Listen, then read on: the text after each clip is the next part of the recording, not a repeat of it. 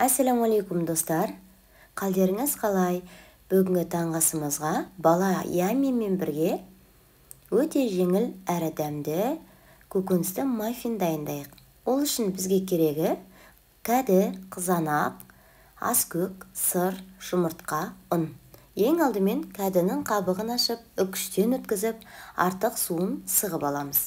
Оған ұсақтап туралған қызанақтарды саламыз. Содан соң аскөкпен үкіштен өткізілген сырды қосамыз.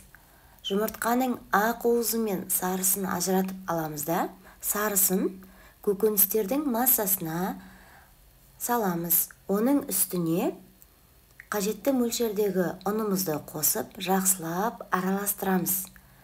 Ал енді ақ уызды толықтай миксермен немесе блендердің көмегімен шайқап, массаның үстіне ас қасықпен немесе силиконды лопатканың көмегімен салып, төменнен жоғары қарай етіп араластырамыз.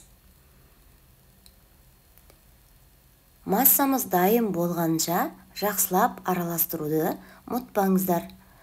Дайын болған массаларды силиконды формаларға бөліп салып, алдын ала қыздырылған пеште 180 градуста 25-30 минут етіп пісіріп аламыз. Маффиндеріміз тез дайын болады. Ас болсын.